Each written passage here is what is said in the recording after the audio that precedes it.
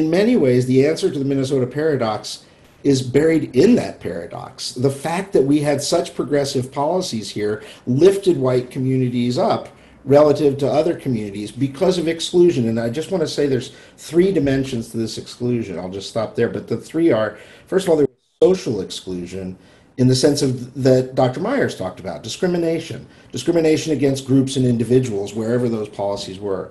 Second, exclusion had a spatial dimension in that here, as in many places outside the South, whites built systems of residential segregation that then allowed for differential investment and increased our disparities. The more generous those investments were in white communities, once again, it increased those disparities. And then the last dimension, which most people don't think about, is the time dimension.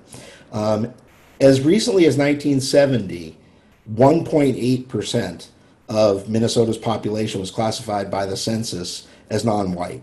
In 1980, it was 3.8, right?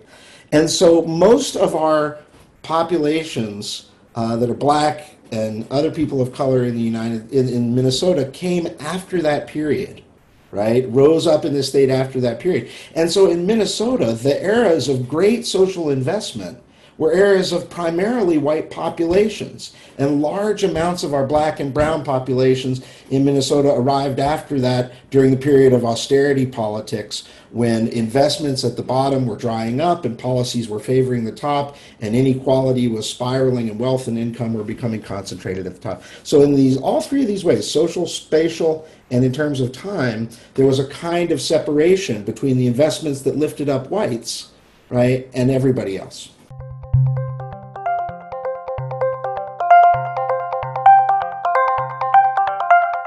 Thank you.